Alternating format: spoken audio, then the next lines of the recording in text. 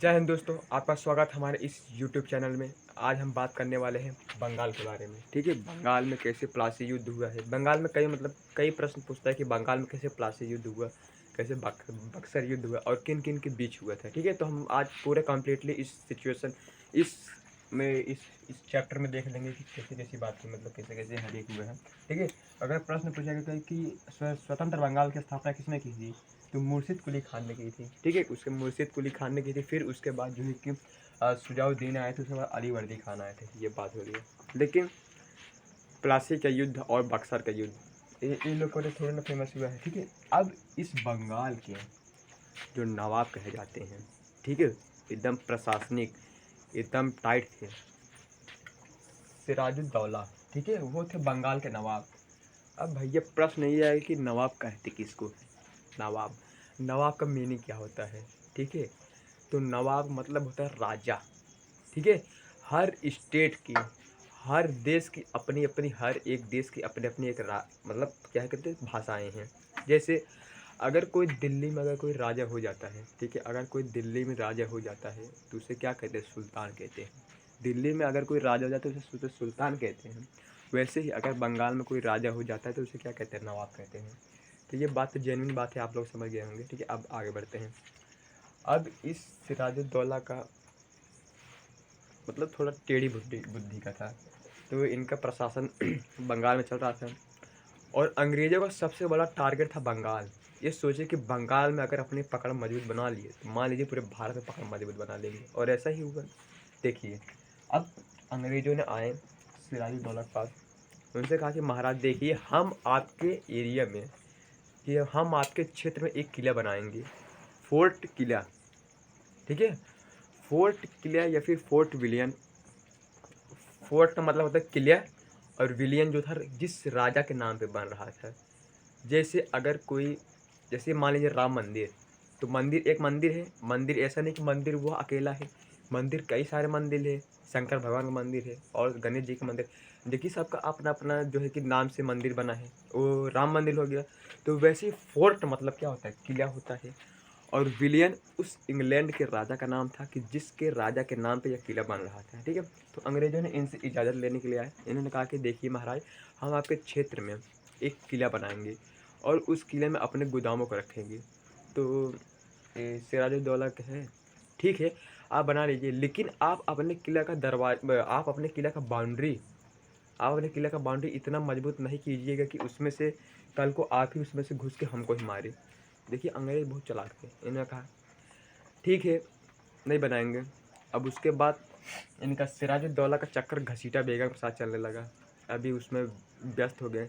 इस वक्त का फ़ायदा उठा के अंग्रेज़ों ने क्या किया, अपने किला का दरवाजा मतलब बाउंड्री एकदम चौड़ा कर दी। जैसे मान लीजिए यह है अंग्रेज का किला, मान लीजिए। ठीक है, किला है इनका, इनका यह किला है। तो इन्होंने इनको इसे चौड़ा ऐसे बनाने लगे, इसको इसे चौड़ा बनाने लगे। लेकिन अभी ये कंप्लीट नहीं हुआ था, आप सुनिए पहले आप।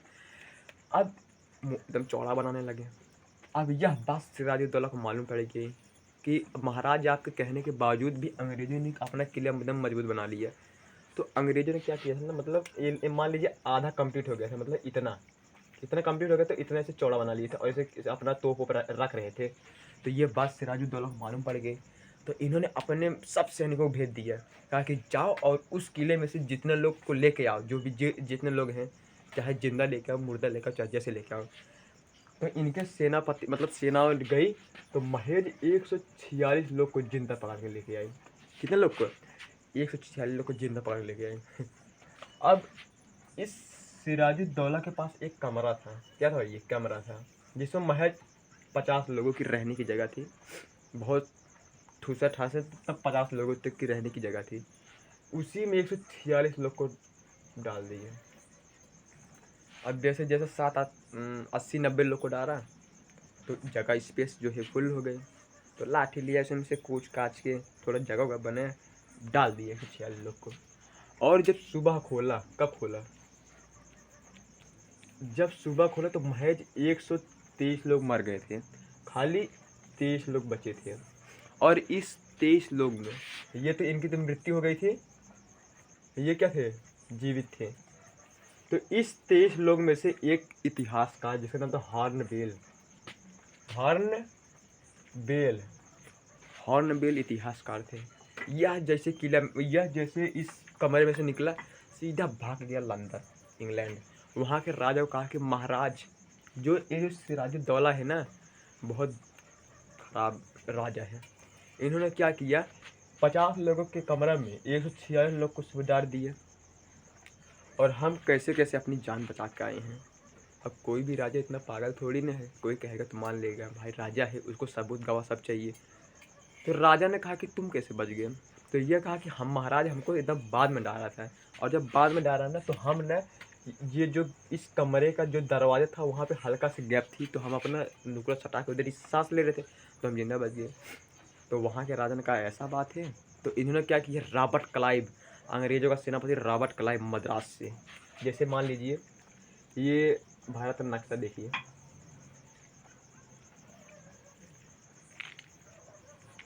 ये एरिया बंगाल हो गया, ठीक है। यहाँ पे क्या है, बंगाल है,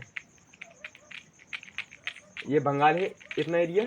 मद्रास यहाँ पे था, यहाँ पे क्या था, रॉबर्ट क्लाइव। अब रॉबर्ट क्लाइव मद्रास में था। ये जो इंग्लैंड का राजा था, इन्होंने रॉबर्ट क्लाइव को कहा कि जाओ देखो ये सिराजुद्दौला की कौन सी चीज़ है। रॉबर्ट क्लाइव टर्ना आया, कहा कि कौन है सिराजुद्दौला, देखा 2 लाख की फौज, वापस चला आया, कहा मिलने आए थे। अब देखिए ये जो सिराजुद्दौला था, इतना मामूली राजा नहीं था, इसके पास 2 लाख की फौज है, 2 लाख कुछ होता है। तो रॉबर्ट क्लाइव ने वापस चले आए, लेकिन यह सिराजुद्दौला जान रहा था कि हमसे युद्ध करने आया है। तो अपने सिराजुद्दौला ने अपनी टीम एकदम तैयार कर ली, एकदम सेनापति। सिराजुद्दौला का सेनापति का नाम था मीर जाफर। क्या नाम था इनका, सेनापति क्या नाम था, मीर जाफर कौन थे, इनके सिराजुद्दौला के सेनापति थे मीर जाफर को कहा कि आप अपनी हम लोग की सेना तैयार कीजिए, हम लोग इस रॉबर्ट क्लाइव से लड़ेंगे। रॉबर्ट क्लाइव से मीर जाफर कहे कि ठीक है महाराज, सेना एकदम तैयार है, 2 लाख की फौज एकदम तैयार है, भिड़ जाएंगे, कोई दिक्कत नहीं है। लेकिन इसमें यह कंडीशन थी कि जो यह मीर जाफर था वह रॉबर्ट क्लाइव से मिल गया था। क्यों मिल गया था, उसको पागल कुकुर थोड़ा ना काटा जो जाके मिल जाएगा, घूस दिया गया था। घूस क्या दिया गया था, रॉबर्ट क्लाइव ने इसे मीर जाफर को कहा कि अगर तुम हमारा साथ दोगे अपने इस सिराजुद्दौला महाराज को या नवाब को जान से मारने के लिए, तो हम अगले दिन बंगाल का नवाब हम आपको बना देंगे। तो मीर जाफर कुछ देर सोचा कि महाराज तो बुढ़ान गए हैं, मर जाएंगे, कोई दिक्कत नहीं, हम बन जाएंगे। तो इन्होंने कहा, मीर जाफर कहा ठीक है, हम आपका पूरा सहयोग करेंगे, पर आप क्या है कि आप हमको ही बनाना। रॉबर्ट क्लाइव ने कहा ठीक है। अब इस सिराजुद्दौला और इस रॉबर्ट क्लाइव का जो युद्ध हुआ, वो युद्ध किस नाम से जाना जाता है, जानते हैं, प्लासी। किस नाम से, प्लासी का युद्ध कब हुआ था, 1757 ईस्वी में। और कहाँ हुआ था, ये भी कुछ प्रश्न पूछता है। गंगा के किनारे, उस गंगा के किनारे एक जगह का नाम है प्लासी, ठीक है। गंगा नदी के किनारे एक तट है, एक गंगा नदी, मान लीजिए यह गंगा नदी है, इसके जस्ट एक किनारे एक प्लासी नामक एक स्थान है। क्या नाम है, प्लासी नामक एक स्थान है। और अच्छा, ये कभी कभी यह भी प्रश्न पूछता है कि भागीरथी नदी किसको कहते हैं ना, पूछता है। तो कई लड़के कभी हो जाते हैं कि भागीरथी नदी गंगा को कहते हैं, यमुना को कहते हैं, सरस्वती को कहते हैं। देखिए सबकी अपनी अपनी एक लैंग्वेज है। हमने अभी आपको पहले में क्या बताया कि शुरुआती में सबकी अपनी अपनी एक लैंग्वेज है। तो ये जो बंगाल के लोग थे ना, इसी अपने गंगा नदी को क्या, गंगा नदी क्या क्या क्या कहते थे, भागीरथी नदी कहते थे, ठीक है। अगर जैसे एग्जाम में प्रश्न पूछा कि प्लासी नामक स्थान किस नदी के तट पे है, ऑप्शन यमुना, सरस्वती, सरोवर, मतलब ऐसे कुछ भी दे दिया। और अगर उसमें यह भी ऑप्शन दे दिए कि गंगा भी दे दी है और अगर भागीरथी भी दे दी है, तो उस प्रश्न कुछ क्वेश्चंस, उस जो प्रश्न है उसमें कुछ चेंजिंग करेगा। वो कहेगा कि प्लासी नामक जगह किस नदी के तट पे है और गंगा और बंगाल के लोग उस नदी को किस नाम से बुलाते हैं। ठीक है, अगर पूछेगा कि किस नाम से बुलाते हैं तो आप लोग क्या भागीरथी नदी को टिक करेंगे। ठीक है, तो प्लासी नामक स्थान इस भागीरथी नदी के तट पे अब उधरी 1757 में, क्या 1757 में, अब रॉबर्ट जो था, रॉबर्ट क्लाइव अपनी सेना लेके पहुंच गया। सिराजुद्दौला अपनी सेना लेके पहुंच गए। अब मीर जाफर को क्या काम था कि इसको कैसे भी मरवाना है। तो ये मीर जाफर ने क्या क्या चाल चला। मीर जाफर ने अपने महाराज को कहा कि महाराज आप जाइए घर पे, रॉबर्ट क्लाइव को हम देख लेंगे, जाके आप आराम आराम कीजिए, सोइए ये मस्त। तो सिराजुद्दौला ने कहा हाँ ठीक ही है, ये रॉबर्ट क्लाइव कितना बड़ा तोप है। तो आप ये मस्त घोड़े बैठ के निकल लिए, रवाना हो गया अपने महल के लिए। और इधर मीर जाफर इधर रॉबर्ट क्लाइव बोल दी कि महाराज जा रहे हैं, मार दीजिए। और रॉबर्ट क्लाइव अपनी सेना लेके पहुंचा, वो अकेली थी, मार दिए, रॉबर्ट क्लाइव खत्म। अब जस्ट अगले दिन रॉबर्ट क्लाइव के शर्तों के अनुसार बंगाल का नवाब कौन बना, मीर जाफर। अब मीर जाफर को शर्तों के अनुसार बना दिए मीर जाफर। अब सिराजुद्दौला तो मर गए। अब मीर जाफर बंगाल का नवाब बन गया। अब अंग्रेजों ने क्या की, इससे बार बार टैक्स मांगते थे, पैसा मांगते थे, और ये पैसा देने में आनाकानी करता था। आनाकानी कैसे करता था, मान लीजिए पूरा राज्य से मान लीजिए 10,000 टैक्स कलेक्ट हुआ, तो ये क्या करता था, आनाकानी करता था। इनको क्या 5,000 देता था, 5,000 रख लेता था। तो ये अंग्रेजों ने कहा कि ये पैसा देने में आनाकानी कर रहा है, एक काम कीजिए, इसको हटा के किसी और को बनाइए। तो उन्होंने मीर जाफर को हटा के मीर कासिम को बना लिया। मीर कासिम को क्या है, बंगाल का नवाब बना लिया, मीर कासिम को। और मीर कासिम पैसे नहीं देता था। मीर कासिम जो था, इनको पैसा ही नहीं देता था। तो अंग्रेजों ने कहा ये पैसा नहीं दे रहा है, ये आप एक काम कीजिए, ये मीर कासिम को हटा के वापस जो अपना पहला वाला राजा था ना मीर जाफर, उसको वापस बना दीजिए। तो वापस कौन आ गया, मीर जाफर वापस आ गया।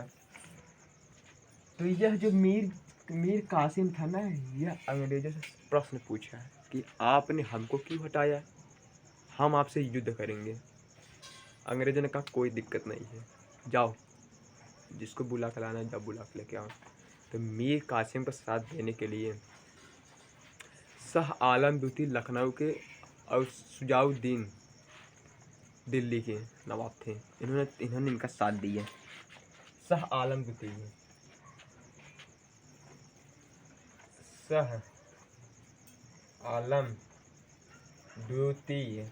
और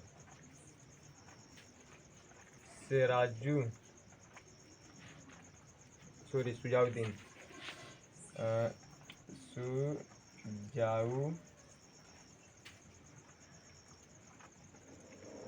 तो इनका साथ देने के लिए सिराजुद्दौला और जो थे कि शाह आलम द्वितीय, इन्होंने इनका साथ दिया। और इनका जो मैटर था, ये बक्सर का युद्ध हो गया। कब ये बक्सर का युद्ध, 1700 बक्सर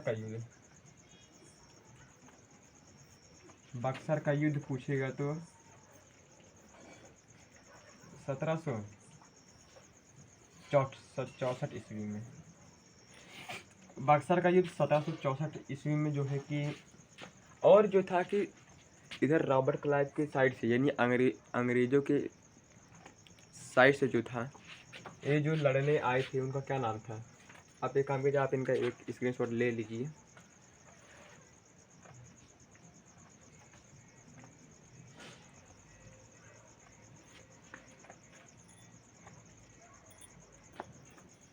तो इस मीर कासिम का साथ देने के लिए लखनऊ का सुल्तान, क्या नाम था, शाह आलम द्वितीय, ये कहाँ के थे, लखनऊ के थे। और सुजाउद्दौला, ये कहाँ के थे भाई, ये दिल्ली के। तो इस मीर कासिम का